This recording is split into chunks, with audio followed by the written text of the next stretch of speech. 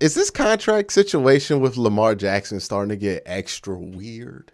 Well, let's see what ESPN has to say about that. Lamar Jackson should be paid. Lamar Jackson should have been paid already. I don't understand if it's not having an agent, if it's Lamar not coming to the table, if they're actually haggling over a dollar amount. But Lamar Jackson should already be paid, and Lamar Jackson shouldn't step foot into Baltimore, Maryland without having his name to the paper and getting whatever it is guaranteed for the life of the contract. Now, this has been an interesting conversation.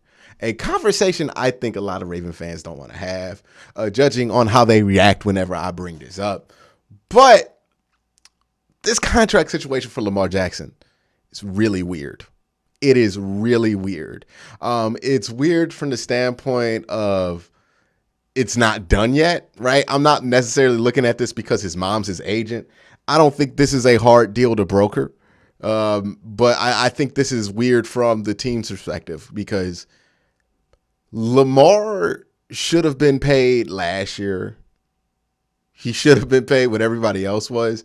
The fact that he doesn't have a contract yet, and as I record this, it's July 11th. Like, we are days away from training camp starting, and he's still on a fifth-year option. And for those of you who don't know, most franchise-level quarterbacks never play on their fifth-year option. Hell, most franchise-level players don't play on their fifth-year option because it is assumed that you would want to get an extension done with somebody of that caliber.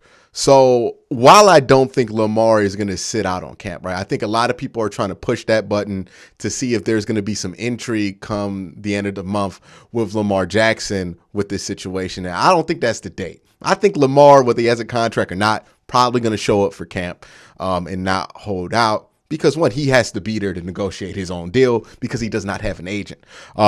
So I don't think that's realistic, right? I think a lot of people are just saying that to build some intrigue. But what I will say to Raven fans is that you're getting really close to walking down a path that ends up with you losing Lamar Jackson after this season.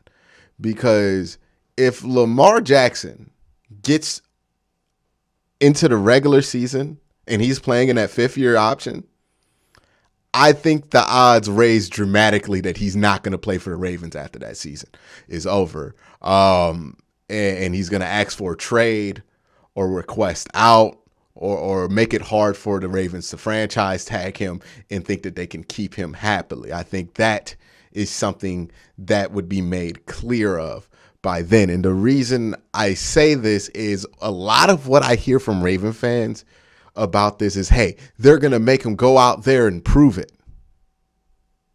Lamar Jackson, he won an MVP in 2019. Even if you gave him DeShaun Watson's contract, you're honestly getting, that's back pay for Lamar Jackson. Like, he already earned the contract from his work in 2018, his work in 2019, and his work in 2020. The contract's already earned. There is nothing Lamar Jackson can do that would make his value up. And I think they get this because the only other situation they dealt with was this Joe Flacco one. And yeah, Joe Flacco had to earn it, but he was Joe Flacco. Like, there was a reason they were hesitant on it. It didn't make any sense for Lamar Jackson for them to wait on this. So I say this, I just think that the possibility of Lamar Jackson playing his last year with the Ravens raises every day that they don't have a deal done. And yeah, he's going to come to camp. And Lamar is going to play this season. I have no doubt in that. I don't think he's going to hold out. I don't think he's going to sit away from his teammates. It doesn't seem like how Lamar operates. But if he finishes the season without an extension, he's gone. He's going to request a trade and get out of there because I think he does have issues with the offense, right? He's called out Greg Roman before. His best friend, Marquise Brown, just got shipped out of there because Marquise didn't want to be in that offense. Everybody that's involved with the passing part of that offense has complained about it. Even Lamar Jackson, even though not to the extent of the other wide receivers. And that's not a coincidence, man. Like, I think there's some unhappiness with what he's asked to do in this offense. I've said it before. I think he's outgrown the limitations that this offense has for passers.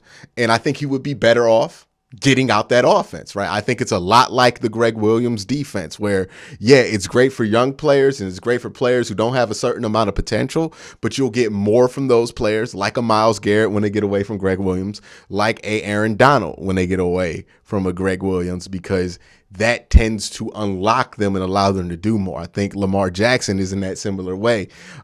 He's kind of locked into this Greg Roman offense, and I think it's handcuffing what he can do as a passer. I know some people are going to troll, act like Lamar can't throw the football, but I think honestly his struggles last year passing the football had a lot more to do with the simplicity of the route tree that the wide receivers were being asked to run instead of the ability of Lamar Jackson. And if the Ravens decide they're going to roll with Greg Roman over Lamar Jackson, that better be a decision that they're right on, because that is a bold one to make that I don't think a lot of other NFL teams would. Maybe this changes that yesterday. So what do we know? We know that they've been talking, but it's been slow. This is a slow time of year, too. So this is a nudge maybe from Lamar, whether it's unintended or not, to say, hey, let's get going here before training camp. Talk should intensify around them. But I spoke to somebody with the Ravens who said that they're not panicking. Lamar Jackson isn't panicking. They will continue to just chip away at a deal. Ravens are not afraid to franchise tag him in 2023. So this could drag on, because I'm hearing Lamar Jackson has great resolve here. Like, he's not going to take any sort of below market deal. He needs something commensurate with his skill set as a former MVP. This sounds like the Ravens have a number that they're dead set on, and Lamar has a number that he's dead set on. This sounds like they're stalling out with this contract. And again, I always say this. I think too much gets made out of quarterback salaries. I think we talk about it too much and act like it's this barrier thing. The fact is that the quarterback position can cover up almost every hole on the offensive side of the ball if they're good enough. So if you think you have one of those guys, I think it's really irrelevant what you pay him, right? I think that we make too much of that conversation because, yeah, you don't want to pay a guy $50 million, but you know what else you don't want to get? The quarterback that you can only pay $8 million, right? Like, I would rather have the guy that everybody wants that's a little bit more expensive than the guy that nobody wants, right? Like, would you rather be sitting here, paying Lamar Jackson $50 million, or would you be wanting to, call the Panthers about Baker Mayfield's availability or Sam Darnold?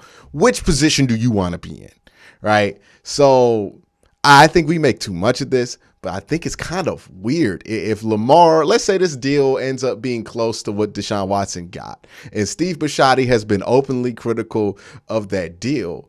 But that deal is not that much different than the other deals that have walked by. The only thing that is different is that it went to DeShaun Watson, who is not a former MVP, instead of like Aaron Rodgers, who is a former MVP. But still, even in this case, Lamar Jackson's number would be closer to Patrick Mahomes and Aaron Rodgers, since Lamar Jackson is a former MVP. So the money was going to go up. You know what I mean? Like, either you want to keep the dude or you don't. But you know how you end up losing a player like Lamar Jackson? And let's be honest, the Ravens have lost a lot of players on the offensive side of the ball because they've requested a trade at this point, right? Like 2 starters I can count off the top of my head, and Orlando Brown Jr. and Marquise Brown. And Lamar Jackson can be one of those guys that you lose because of this. Because, yeah, you can technically franchise tag Lamar Jackson, but if Lamar's resolve is as strong as they're making it out to be, that ain't going to do nothing. Like, if he wants his money and you ain't going to give it to him, he will find a way to hit the open market in some way. And teams are going to want to trade for him. So Ravens are playing with a dangerous game here that I don't think a lot of other franchises would.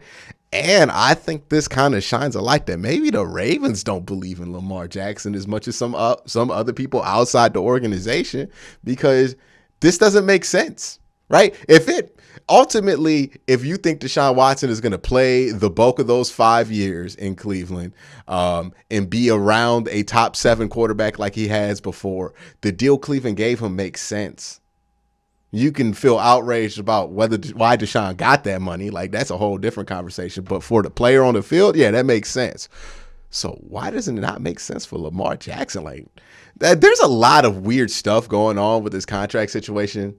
And I don't know. I think that Lamar not being on the Ravens in a couple of years is a bigger possibility, and a lot of people are wanting it to realize, at least. That's your team. So get this thing done here. What is going on with the Ravens? I mean, I think this is why you don't wait to pay your quarterback when you got a quarterback. Because what happened for them is the market changed. When DeShaun Watson got that deal, everything changed. I imagine that they had their minds and their hearts set on a deal, and they were haggling here and there. Something similar to the rest of the deals were out there. And then DeShaun Watson got a fully guaranteed deal. And I'm assuming, again, that Lamar Jackson was like, you know what?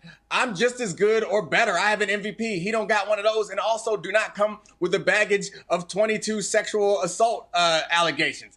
Give me the same contract or better, because I am that valuable. So I think this is just that point that they should have learned. And it seems like most teams have a hard time understanding this, is when you have a franchise quarterback, don't mess around. It's only going to get more expensive the longer you wait. That is an excellent point. I agree full-heartedly with Foxworth on that. Like, if you thought he was a franchise quarterback, just sign him, right? Like, the fifth-year option and playing under the fifth-year option is reserved for dudes you ain't sure of. That's the Joe Flacco's of the world, the Baker Mayfields, the Andy Daltons. And let's be real.